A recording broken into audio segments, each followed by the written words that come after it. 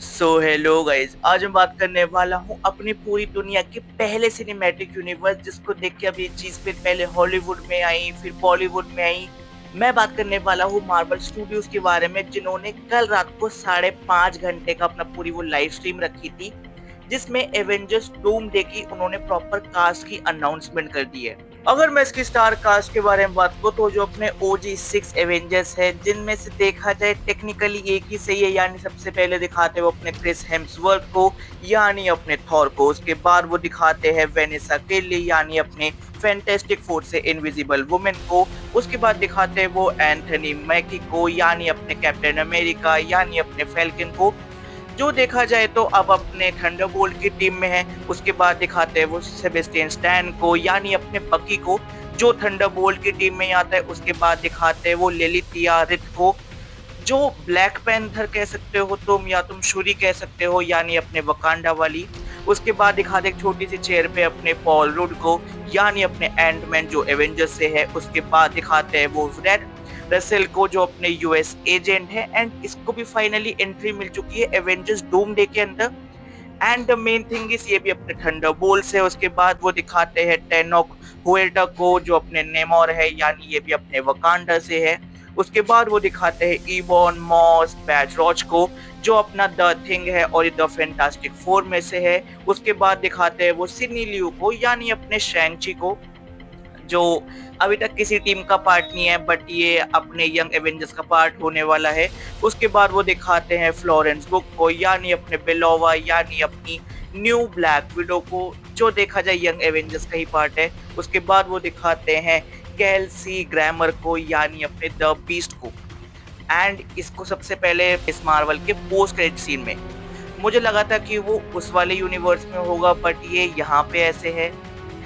तो technically non technically ये भी अब मार्वल में आ चुके हैं। मार्वल छोड़ो, ये अपने डूम्सडे में आने वाला है, यानी एवेंजर्स, और जो अपने 616 में होगा, तो एक्समैन पूरी आने वाली है।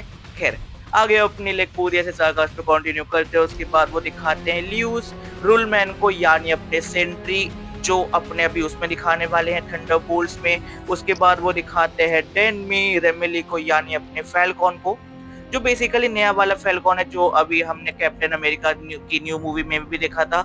तो ये भी यंग एवेंजर्स का ही पार्ट होने वाला है। इसके बाद वो दिखाते हैं जोसेफ क्विन को, यानी अपने ह्यूमन टॉर्च को, जो अपने देखा जाए तो फैंटास्टिक फोर का पार्ट है।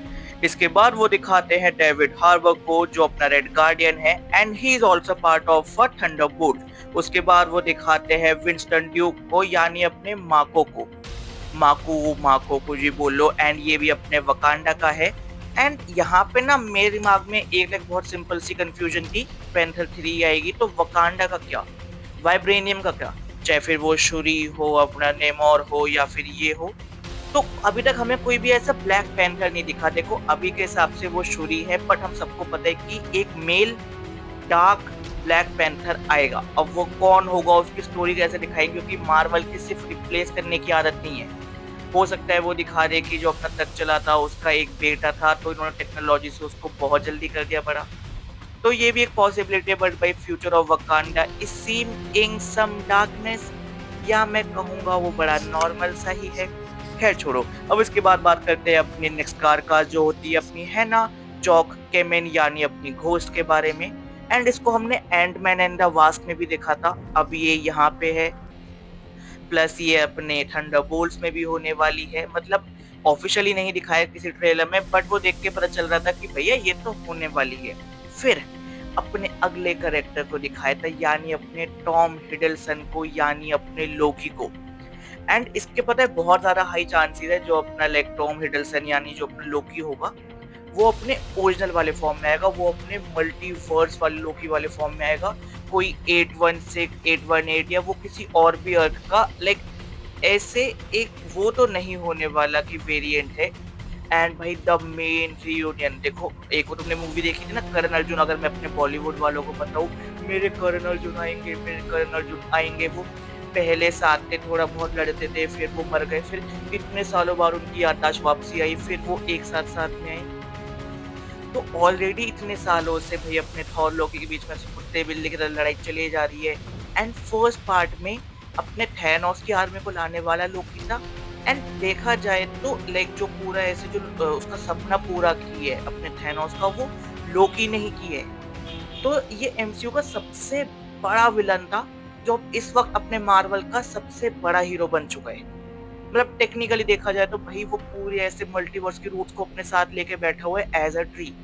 एंड इसके बारे में इसके भाई को ही नहीं पता है।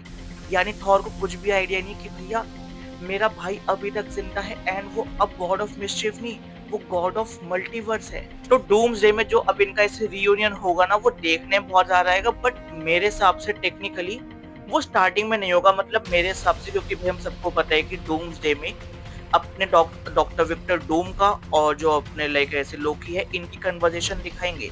सबसे पहले अपना विक्टर डूम अपने लोकी के पास ही आएगा। तो ऐसा हो सकता है कि जैसे हमने इन्फिनिटी वॉर में देखा था, क्योंकि भाई हर कोई अपने लाइक अपने कैप्टन अमेरिका को, अपने आयरन मैन को साथ में देखना चाहते थे भाई, अपने कैप्टन अमेरिका की जो वो सिविल वॉर के बाद कि भाई दोनों साथ में आएंगे, लड़ते, कितना ज्यादा मजा आएगा। एंड तक वो साथ नहीं आए थे।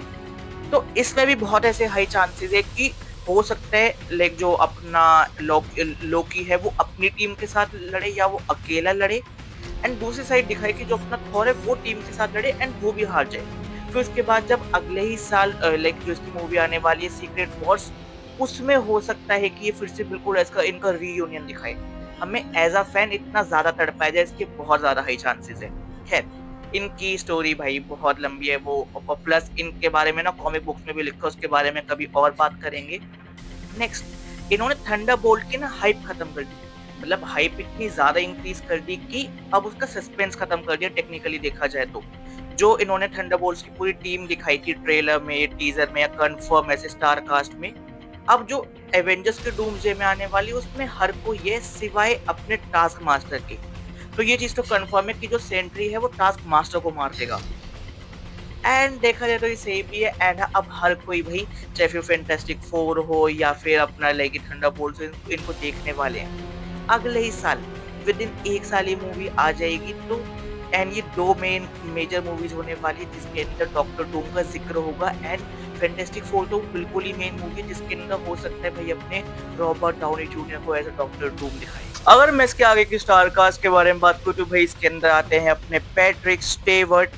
एंड ये भाई पूरी अपनी लाइक जो अपनी एक्समैन की टीम है अपनी ओल्ड, जो इनकी पूरी ऐसे ट्रायलॉजी थी आई गेस 2006, 7 या 8 में जो ऐसे मूवीज आई थी, उसकी जो ट्रायलॉजी है, उसकी जो ओजी कास्ट है, मैं रिप्राइज वाली नहीं ओरिजिनल कह रहा हूँ, वो वापसी आ रहे हैं अपने as a professor x.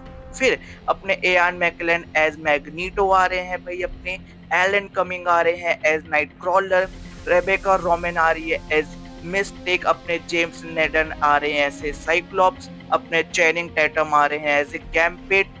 And हाँ, जो इन्होंने कहा ना कि गैम्पेट भी वापसी आ रहा है, बट मेरे दिमाग में एक चीज आई कि यार गैम्पेट कैसे वापसी आ सकता है, क्योंकि भाई ये चीज हमने डेडपूल एंड वॉल्वरिन में देखी थी कि जो अपना गैम्पेट था वो तो वहीं फंसा रह गया था।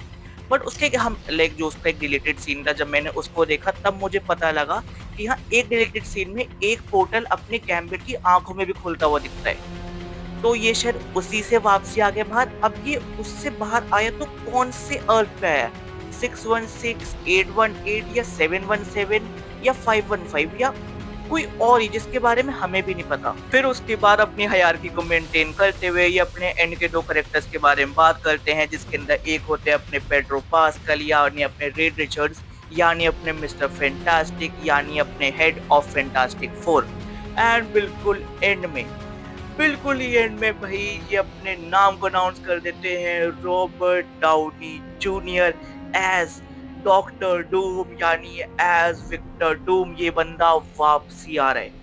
एंड ये सिर्फ चेयर का नहीं दिखाते, इसमें भाई खुद अपना रॉबर्ट डाउनी जूनियर आता है, वो अपने 2-4 सेकंड का ऐसे पूरे से कैमियो करके सबको चुप कराता है, और यहाँ पे खत्म हो जाता है अपने एवेंजर्स डूमसडे की ऑफिशियल कास्ट। अब जो मेरे यहाँ पे लाइक जो दिमाग में मेरी चीज है कि चलो ये तो कास्ट हो गई, तुमने इस मूवी का नाम रखा है एवेंजर्स डूमसडे, यानी अपने एवेंजर्स की ऑफिशियल 5th मूवी। इस वाली मूवी के अंदर अपने क्रिस हेम्सवर्थ यानी अपने थॉर के अलावा और कोई भी एवेंजर नहीं है।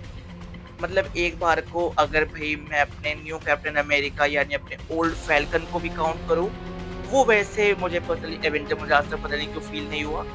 तो इन दोनों के अलावा कोई भी अपने एवेंजर्स में से भाई साहब है ही नहीं। जो मर गए मैं उनकी बात ही नहीं कर रहा, जो ज़िंदा है उनका क्या? और ज़िंदा में भी छोटे-मोटे लोग नहीं है, मेन-मेन लोग हैं। मैं कह रहा हूँ ऑल्टरनेट यूनिवर्स से अपने स्पाइडरमैन छोड़ो, अपना मेन स्पाइडरमैन का है अपना टॉम हिडलसन टॉम पता नहीं कौन-सा था वो, तो अपना वो वाला स्पाइडरमैन कहाँ है? अपना हल्क कहाँ है? ना ही आए तो वो अच्छा है। हल्क डॉक्टर डूम की आर्मी से लड़ने के लिए मुझे वो प्राइम हल्क देखना है, जो वो बैटल वर्ल्ड में जो पूरी वो होगी तो वो हल्क के प्लेनेट पे तो होगी, वो हल्क की जगह पे तो होगी। हल्क कहाँ है? फिर अपना मूनलाइट कहाँ है? अपनी मिस मार्वल कहाँ है? कैप्टन मार्वल कहाँ है? इटर्नल्स कहाँ है?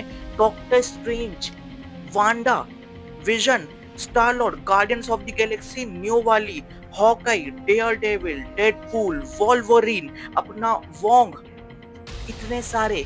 तो मैं तो बस एंड में यही कहूँगा कि इतनी बड़ी स्टार कास्ट जो तुमने बताई, उनमें से मुझे 80-90% की शक्लें भी नहीं पता।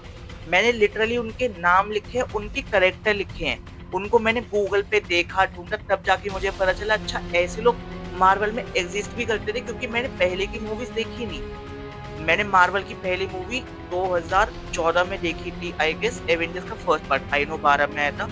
तो उसके बाद से फिर मैंने वो पहले वाली देखी फिर वो मैंने एक-एक करके पूरा देखना स्टार्ट किया था। मैंने सिर्फ़ इन्फिनिटी स्टोन्स वाला सागा देखा।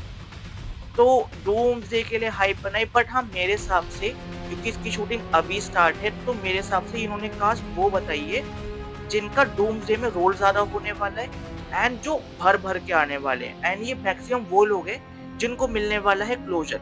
जैसे अपनी जो एक्स-मेन की टीम है वो मैक्सिमम मर जाएगी। यहाँ से ये पूरी एक्स-मेन की टीम रिबूट हो जाएगी, न्यू टीम आएगी एंड इनको क्लोज़र देने के लिए कि अब से हम इनको नहीं दिखाएँगे, तो एक बार लाओ इनको लड़वाओ, वो आइकॉनिक वो ऐसे मेमोरेबल सीन बनाओ, खत्म करो। वही देखा जाए फैंटास्टिक 4 के साथ भी, तो फैंटास्टिक 4 भी मेरे हिसाब से सही है और सारे इतने फिट है, यंग है मतलब यंग तो नहीं है बट हाँ, ये चल जाएँगे एंड भाई अपनी थंडरबोल्ट वो तो अपनी यंग नहीं सॉरी वो अपनी डार्क एवेंजर्स पे आती है। मेन एवेंजर्स तो ये 4 टीमें एक साथ है, इटर्नल्स और गार्डियंस ऑफ द गैलेक्सी उनका कोई ज़िक्र नहीं है। तो एक्चुअल में भई मुझे जानना था कि जो ये अपने रूसो ब्रदर्स हैं भई आप चाहते क्या हो? केविन feige आप चाहते क्या हो? तो खैर छोड़ो ये बहुत बेतुकी बात है और भई अगर मैं इस पे बोलने या मैं इस पे वीडियो बनाने बैठा मैं आधा घंटा भी खींच लूँगा। मेरे पास इसके बारे में इतना ज़्यादा कुछ बोलने को है। तो गाइज़ ये थी अपने Avengers Doomsday which is going to be released on 1st May 2026। देखते हैं कौन सी चीज़ कैसे वर्क करती है and I am personally excited from like देखा जाए रॉबर्ट डाउनी जूनियर को एज अ बिग विलन और अपने 2 भाइयों का जब मेल मिलाप होगा। बाकी जल्द मिलते हैं एक और नई वीडियो के साथ और फिर मुझे प्यार बाँटो। Bye bye.